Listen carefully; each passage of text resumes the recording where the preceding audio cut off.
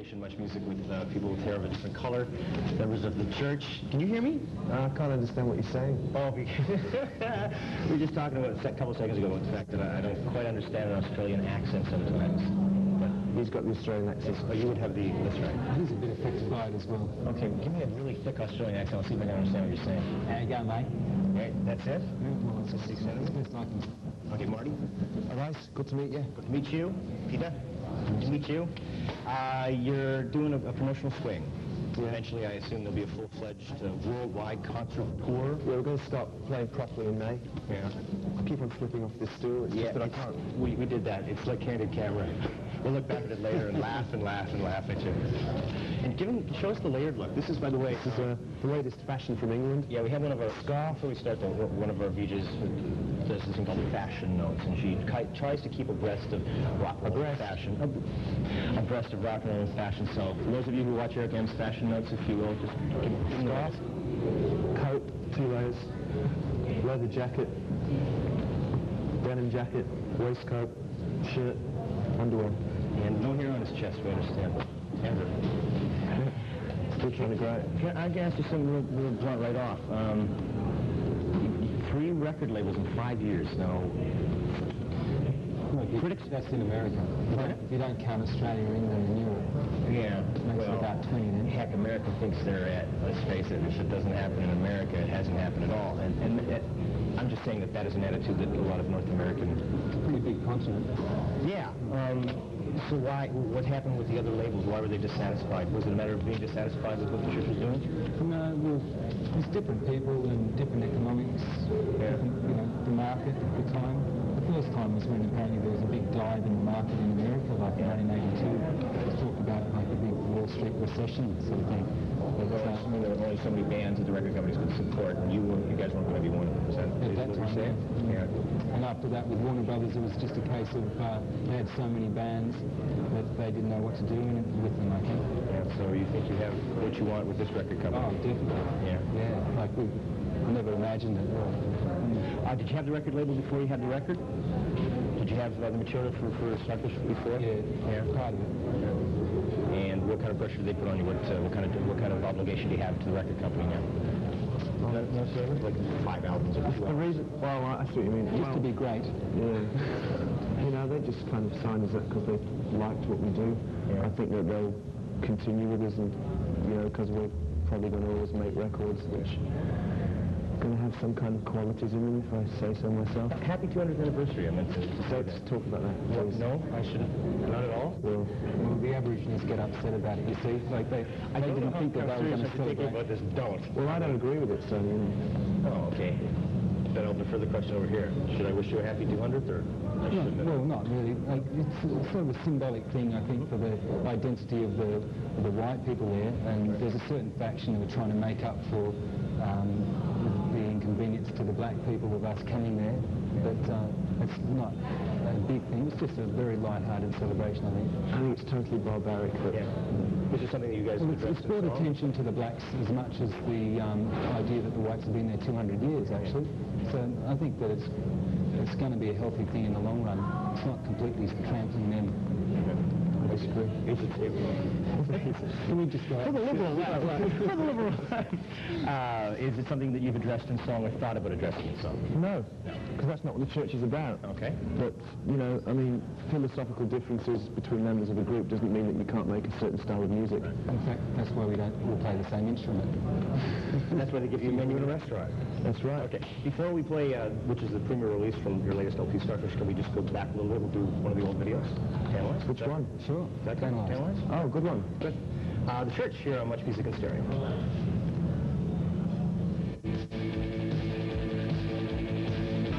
Panelize the church on the nation's music station, MuchMusic, and a perfect example here of how the world can live together in peace and harmony. Marty and Peter, who absolutely hate each other, I understand. They absolutely hate each other, just don't like to be around each other, but you can still make great music. That's right. It's pretty profound. And I bet you that'll be on the liner notes of your next album, won't it? It already is. Is it really? That was an interesting topic. We had a little conversation we had off there about the Australian, the native thing, which exists in Canada and the United States as well. But let's get off of the subject. Interesting topics are always off the air. Yeah, true. Behind-the-scenes stuff. That's right. Yeah. Is there any... This sounds really too direct. Does it bother you that you are as popular in the places you aren't popular, like Australia, and you have to struggle so hard to get some kind of a fanship in some place like Canada or the U.S.? I mean, you are a fine band. There are enough cynical critics out there in the world that if they didn't think you were good, people would know about it. Most of the stuff that I've seen, most of the written word about you is praising what you do, that it's intelligent rock and roll.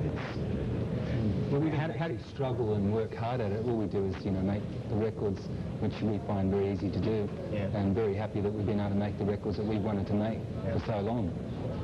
Really, it's a cliche. It's a cliche to say to presume that rock and roll, by definition, isn't intelligent.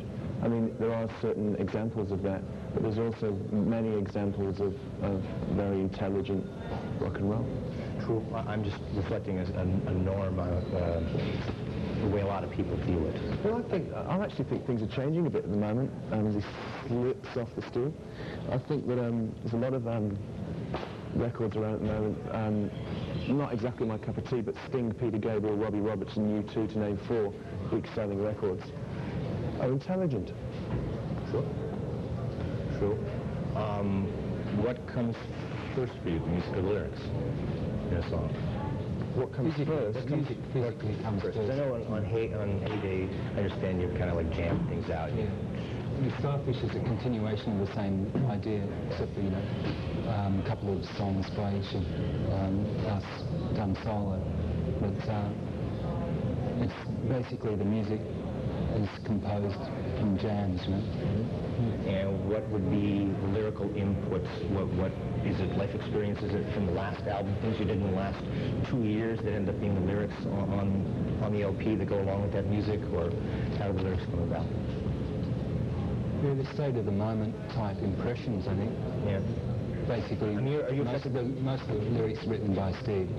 Right. The song, singer. So speaking on his behalf, is it those things that happen to you guys on a day-to-day basis that end up being lyrics on your album? Basically, even day-to-day expressions that people use, like idioms and that, they can come into being because they provoke a certain thought that's not necessarily what the actual words mean and things like that.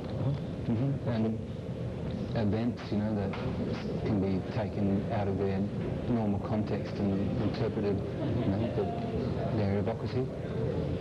Have you got any kind of tentative arrangement for the concert tour that you're going to do tonight? Of course, you're playing in Toronto.